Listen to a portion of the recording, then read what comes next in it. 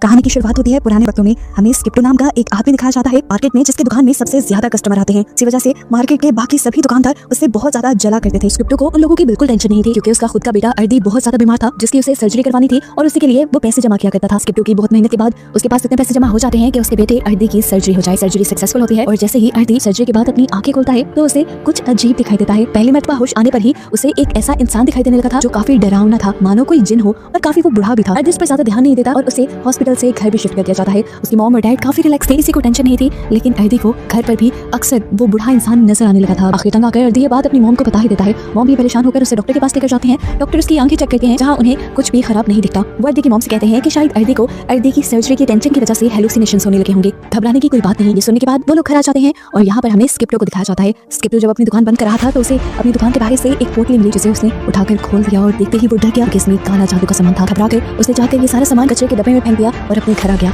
इस पोटली को खोलने के बाद से उसके कंधों में बहुत ज्यादा दर्द था। घर आते ही स्किप्टो जैसे ही अपने बेटे अर्दी के पास आता है तो अर्दी उसे देखकर चिल्ला देता है, क्योंकि अर्दी को उसके कंधों पे बैठी हुई एक एंटिटी नजर आ रही थी। ये एंटिटी, ये चुड़ैल अर्दी के अलावा किसी को नजर नहीं आ रही थी। ये बात जब अर्दी ने स्किप्टो को बताई तो वो भी डर गया और सारी बात समझ गया। इसलिए उसने रुस्तम नाम के एक आदमी को अपने घर बुलाया। रुस्तम एक स्पिरिचुअलिस्ट था, ऐसी सारी चीजों को वो देख सकता था। इस एंटिटी को देखकर उसने स्किप्टो को बताया कि ये चुड़ैल, ये एंटिटी तुम्हारे साथ मार्केट से आई है और तुम्हारे ऊपर बहुत बुरा काला जादू किया गया है। स्किप्टो रुस्तम से सवाल करता है कि आखिर ये सब अर्दी को क्यों नजर आ रहा है। तब रुस्तम ने बताया कि सर्जरी और बहुत ज्यादा डिप्रेशन में रहने की वजह से अर्दी की तीसरी आंख खुल चुकी है, जिसकी वजह से वो ऐसे सभी एंटिटीज को देख सकता है। स्किप्टो नहीं चाहता था कि उसका बेटा अर्दी इस तकलीफ में रहे, तो रुस्तम कहता है मैं इसकी इस तीसरी आंख को पूरी तरह बंद तो नहीं कर सकता, लेकिन हाँ इतना कर सकता हूँ कि इसे आज के बाद से सिर्फ वही भूत नजर आएंगे जो इसे अपना आप दिखाना चाहेंगे। इस बात के लिए स्किप्टो मान गया और रुस्तम उसके ऊपर अपना मैजिक करने लगा। अपना जादू करने के बाद रुस्तम ने स्किप्टो को सख्ती से कहा कि अर्दी कभी भी मार्केट नहीं जाएगा, और ऐसा क्यों कहा ये कहानी में आगे पता चलेगा। खैर, अब कहानी में एक साथ 13 साल गुजर जाते हैं। अर्दी बड़ा हो जाता है और हमें इनकी पूरी फैमिली को दिखाया जाता है, जो काफी खुश रह रहे थे। उस दिन के बाद से इनके साथ ऐसा कोई वाकया नहीं हुआ था। आज अर्दी कॉलेज में एडमिशन लेने वाला था और कॉलेज में एडमिशन फी देने की आज लास्ट डेट थी। स्किप्टो उसे फीस देकर नहीं गया था, तो उसकी मॉम ने कहा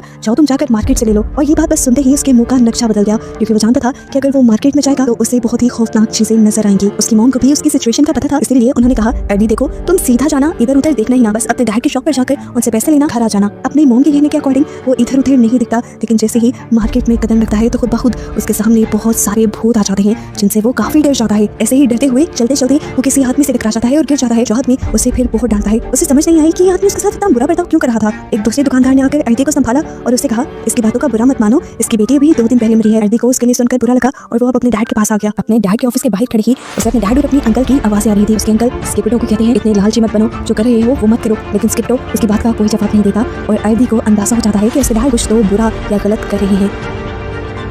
उसके अंकल भी गुस्से में निकलकर बाहर चले जाते हैं और स्किप्टो भी बाहर आकर अर्दी को देख लेता है। स्किप्टो अर्दी को पैसे देता है और पैसे लेकर अर्दी यहाँ से चला जाता है। जिसके बाद रात हो जाती है। स्किप्टो अपनी दुकान बंद ही कर रहा होता है कि आज दोबारा उसे अपनी दुकान के बाहर से एक पोटली मिलती है, जिस पोटली को उसे बिना कुछ सोचे समझे खोल दिया। यानी पहले वाली ही गलती की। इस पोटली को खोलते ही वो डर गया, क्योंकि इसमें इस मरतबा काफी ज्यादा काला जादू का सामान था, जिसका मतलब कि जादू अब ज्यादा ताकत से किया गया था। और इस पोटली को खोलने के बाद से ही स्किप्टो को बहुत ही डरावनी शैतानी आवाजें आना भी शुरू हो गई थी, जैसे उसके चारों तरफ बस शैतानी रूहें मंडरा रही हूँ। इनके डर से वो जोर से चिल्लाता है, मैं जानता हूँ तुम मेरा कुछ नहीं बिगाड़ सकते, इसलिए मैं तुमसे बिल्कुल नहीं डरता। उसके कहते ही सारी आवाजें बंद हो जाती हैं और वो अपनी गाड़ी में बैठकर यहाँ से चला जाता है। घबराया हुआ वो घर पहुंचता है तो उसकी वाइफ उससे पूछती है क्या हुआ स्किप्टो, लेकिन स्किप्टो उसे कुछ नहीं बताता और जाकर सो जाता है। नींद में भी अब उसे डरावने ख्वाब आने लगे थे। उस ख्वाब में एक बूढ़ी लेडी दिखाई दी जो बोल रही थी कि 7 समुद्रों का जादू पूरा हो चुका है, इसलिए सुबंगी तुम आ जाओ। सुबंगी एक शैतान था, जिससे उस औरत ने स्किप्टो और उसकी फैमिली को बर्बाद करने का काम दिया। हम देखते हैं कि वो शैतान स्किप्टो के अंदर चला जाता है। स्किप्टो की बॉडी मुड़ने लगती है और उसे बहुत तकलीफ होती है। ये सिर्फ ख्वाब में नहीं हो रहा था, उसके साथ सच में भी हो रहा था। वो चिल्ला रहा था तकलीफ से और उसकी आवाजें अर्दी ने भी सुन ली। वहाँ जाके अर्दी ने देखा कि उसके डैड सो रहे थे, लेकिन वो ये नहीं देख पाया कि उसके रूम में एक शैतान भी था। सुबह बिल्कुल नॉर्मल होती है, सब जब नाश्ता कर रहे होते हैं तब स्किप्टो को खून की उल्टी लग जाती है, जिस उल्टी में जानवरों की हड्डियां भी निकल रही थी। ये देखकर सब घबरा गए। जब डॉक्टर के पास उसे ले जाया गया तो डॉक्टर को भी उसकी बीमारी की समझ नहीं आई और सारे परेशान हो गए। स्किप्टो को उसके दुकान के एम्प्लॉयज ने आकर बताया कि आप पर काला जादू किया गया है, इसलिए आप इस तरह बीमार हैं। स्किप्टो उनकी बात पर यकीन नहीं करता और उन्हें यहाँ से चले जाने को कहता है, क्योंकि स्किप्टो बीमार हो चुका था। इसलिए स्किप्टो की दुकान स्किप्टो की वाइफ चलाने लगी और ऐसे घर अकेला पड़ गया। एक दिन जब अर्दी का भाई छोटा घर में आया तो उसने घर में कुछ अजीब महसूस किया। एक दरवाजा खुद ब खुद खुल रहा था, जिसके अंदर वो चला गया। बाहर जाने पर उसने देखा कि बाहर वही पोटली थी जो पहले स्किप्टो को मिली थी। ना जानते हुए कि ये क्या चीज है, उसने ये खोल दी। पोटली खुलते ही उसके साथ भी वैसा ही अजीब सब कुछ हुआ। उसे भी डरावनी आवाजें आने लगी शैतानों की। वो समझ गया कि ये काले जादू की पोटली थी और अब उसके पीछे बहुत सारे शैतान पड़ चुके हैं। इन सारी चीजों से इस बच्चे की हालत बहुत ज्यादा खराब हो जाती है। रात में जब ये सब लोग घर आते हैं तो देखते हैं कि आरिफ को तेज बुखार था, साथ ही स्किप्टो की हालत और ज्यादा खराब होने लगी थी। अर्दी को स्किप्टो के कमरे से अजीब आवाजें आती हैं। वो जाकर देखता है तो स्किप्टो तड़प रहा था, जैसे कोई उसका गला दबा रहा हो, लेकिन ये कौन कर रहा था अर्दी को नजर नहीं आया। ये लोग स्क्रिप्टो को उठाकर हॉस्पिटल ले गए। उसका जिस्म बिल्कुल बेजान हो चुका था, जैसे वो मर गया है। डॉक्टर्स ने बताया कि वो कोमा में जा चुका है। अर्दी अपने डैड की इस हालत से पागल हो चुका था। वो उल्टा अपने अंकल पे ही गुस्सा होने लगा, क्योंकि उसे लगता था कि उसके अंकल उनसे जेलस होते हैं और उन्होंने ही ये काला जादू स्क्रिप्टो पर किया होगा। अब क्योंकि स्क्रिप्टो बीमार था, उसकी देखभाल के लिए भी किसी का होना जरूरी था, तो उसकी मॉम ने स्क्रिप्टो के पास रहने का फैसला किया और अर्दी को अब दुकान की जिम्मेदारी मिल गई। जब दुकान पे गया तो उसे शॉकिंग न्यूज़ सुनी कि अब उनकी दुकान में कस्टमर्स आना बंद हो चुके हैं, इसीलिए दुकान के एम्प्लॉयज भी छोड़कर जा रहे थे। ये सुनकर अर्दी और भी ज्यादा उदास हो गया। उसने अकेले ही दुकान को मैनेज करना शुरू किया। रात तक कोई कस्टमर नहीं आया और जब पूरी मार्केट बंद हो गई तब एक कस्टमर आया। कि लड़की कोई इंसान नहीं थी, इस चीज का अंदाजा अर्दी नहीं लगा पाया। इस लड़की ने जो सामान मांगा अर्दी उसे देने लगा और जैसे ही अर्दी ने उस लड़की की तरफ सामान बढ़ाया तो लड़की ने उसे अपना चूड़े वाला चेहरा दिखाया। वो गुस्से में थी और अर्दी से कहती है, तुम लोगों की वजह से मेरी जान गई। ये सुनते ही अर्दी घबरा गया और वो लड़की उसकी दुकान से चली गई। अर्दी ने उस लड़की का पीछा किया तो वो पास के ही एक दुकान के अंदर गई थी और फिर जाकर वो एक कमरे के पीछे छुप गई। उसने उस कमरे का दरवाजा खोला तो देखा कि वहाँ पर काला जादू का सामान था। इतनी ही देर में इस शॉप का ओनर भी यहाँ पे आ गया। अर्दी को पकड़ के डांटने लगा और उसे ब्लेम करने लगा अपनी बेटी की मौत के लिए। डरकर अर्दी वापस घर आ गया। वो समझ गया था कि उनके ऊपर काला जादू हुआ है, इसलिए उसने रुस्तम को बुलाया, उसी आदमी को जिसने पहले भी उनका इलाज किया था। इनके घर आते ही वो आदमी परेशान हो गया, क्योंकि इतना सख्त काला जादू उसने आज से पहले कभी नहीं देखा था। वो जल्दी से इन लोगों को कुछ बैंड्स देता है जो इनकी हिफाजत करेंगे, लेकिन अब शायद इन बैंड्स से भी कुछ होने वाला नहीं था, क्योंकि अर्दी के भाई आरिफ की तबीयत बहुत ज्यादा खराब हुई और उसकी मौत जिसने अर्दी को पूरी तरह तोड़ दिया। गुस्से में अगले ही दिन अपने अंकल के पास गया और उनको बुरा भला बोलने लगा और कहने लगा, बताएं अब क्या चाहते हैं, अब तो मेरा भाई भी मर गया है, अब क्या हम सबको मारना चाहते हैं, बंद भी कर दें काला जादू। तो यहाँ पर उसके अंकल ने उसे एक बहुत बड़ी सच्चाई बताई कि बेटा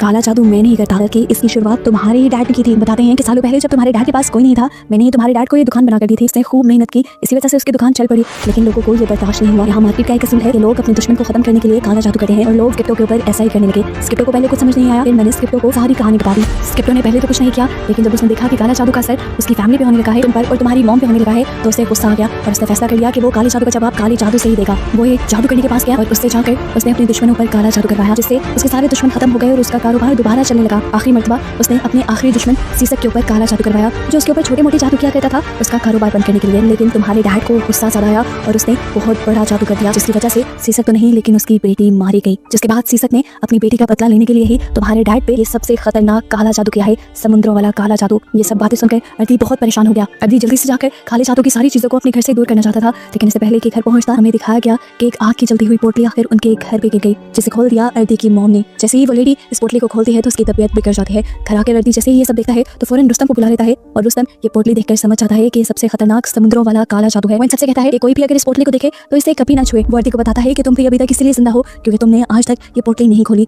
एक पोटली तुम्हारी मॉम ने खोली, इसीलिए वो भी अब मर जाएंगी। उससे पहले एक पोटली तुम्हारे भाई ने खोली थी, वो भी मर गया, और उससे पहले पोटली तुम्हारे डैड ने खोली थी और वो अभी तक कोमा में है। रुस्तम वो जादू वाली पोटली लेकर यहाँ से चला जाता है और कहता है कि मैं पता चला कर रहूंगा और उसका तोड़ भी ढूंढ लूंगा, तुम लोग बस अपना ख्याल रखना। लेकिन आज ख्याल रखने से काम नहीं होना था। एक परिंदे की शक्ल में एक शैतान अर्दी की मॉम के घर आया और उनका गला दबाकर तड़पा कर उन्हें मार डाला। अर्दी अब टूट चुका था, उसके पास तो कोई भी नहीं रहा था सिवाय उसकी बहन के। वो अपना बदला लेना चाहता था, अपने डैड का बदला लेना चाहता था, इसलिए रुस्तम उसके पास आया और रुस्तम ने उसे बताया कि मैं पता चला चुका हूँ ये जादू कौन सा है। इस जादू को सुबंगी शैतान की मदद से किया गया है, जिसे जगाना इतना आसान नहीं। इसे जगाने के लिए 7 समुद्रों तक जाना पड़ता है और 7 समुद्रों के पानी का इस्तेमाल करके जादू होता है, जिसके बाद ये शैतान जागता है। अगर तुम्हें इस सुबंगी शैतान को मारना है या सुलाना है तो तुम्हें उन 7 समुद्रों का पानी लाकर अपने डैड को प्योर करना पड़ेगा, जिसके जरिए उस शैतान को जगाया गया है।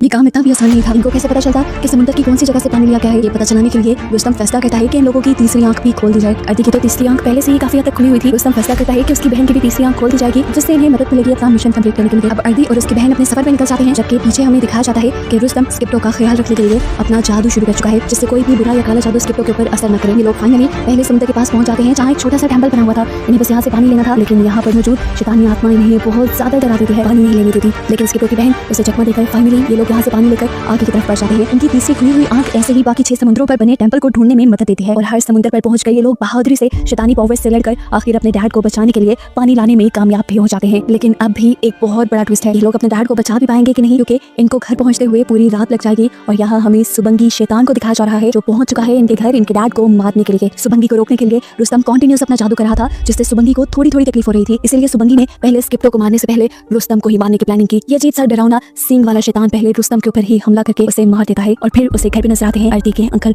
ये बंदा भी उसका मिशन न खराब कर दे, इसीलिए सुबंगी पहले इसे ही मारने का सोचता है। उसका गला पकड़कर अपने बड़े बड़े हाथों से वो दबाकर उसे मार देता है और इतनी ही देर में हम देखते हैं कि बाहर अर्दी की गाड़ी आ जाती है। अंदर आते ही वो शौक हो गया, क्योंकि उसने आते ही रुस्तम और अपने अंकल की लाश देख ली। लेकिन अभी दुख करने का या शौक रहने का टाइम नहीं था। वो जल्दी से अपने डैड के पास गया। सुबंगी के अपने डैड के पास पहुंचने से पहले ये लोग जल्दी से पानी निकाल कर अपने डैड को नहलाना शुरू कर देते हैं। लेकिन इसी टाइम पर सुबंगी यहाँ जाता है इनका मिशन तबाह करने के लिए। वो उठाकर सबसे पहले अर्दी की बहन को यहाँ से दूर फेंकता है और फिर अर्दी के ऊपर भी हमला कर लेता है। अर्दी उस शैतान को पूरी तरह देख पा रहा था, लेकिन फिर भी उसे डर नहीं रहा था। 6 पानी वो ऑलरेडी अपने डैड के ऊपर डाल चुके थे और 7वां पानी उन्होंने अब डालना था। शैतान भी जानता था कि अगर 7वां पानी उन्होंने डाल दिया तो उसका मिशन खत्म हो जाएगा और हो सकता है वो भी खत्म हो जाए। इसलिए वो पूरी कोशिश करता है कि अर्दी ये पानी स्क्रिप्टो पर ना डाले। वो अर्दी को मारने के लिए उसे ही पकड़ लेता है और यहाँ इस पॉइंट पे आके अर्दी अपना सहन लड़ाता है और पानी को दीवार की तरफ उछाल देता है। दीवार से टकराने के बाद ये पानी स्क्रिप्टो के ऊपर गिर जाता है और आखिर ये जादू टूट जाता है। वो शैतान अर्दी को फेंक देता है। यहाँ पर तेज रोशनियां दिखाई जाती हैं और ऐसा महसूस होता है कि जैसे वो शैतान खत्म हो गया है। इस काले जादू के खत्म होते ही स्क्रिप्टो तो ठीक हो चुका था, लेकिन अब सवाल ये था कि आखिर सुबंगी गया कहाँ। हम देखते हैं कि वो आदमी सीसक जिसने स्क्रिप्टो पर ये जादू किया था, उसने अपनी दुकान में जाकर देखा कि कैंडल बुझ गई है। ये इस चीज की निशानी थी कि काले जादू ने काम नहीं किया। वो जल्दी से डरकर अपनी जादूगरनी के पास गया तो जादूगरनी भी बहुत ज्यादा घबराई हुई थी और किसी जादू की तैयारी कर रही थी। वो सीसक को बताती है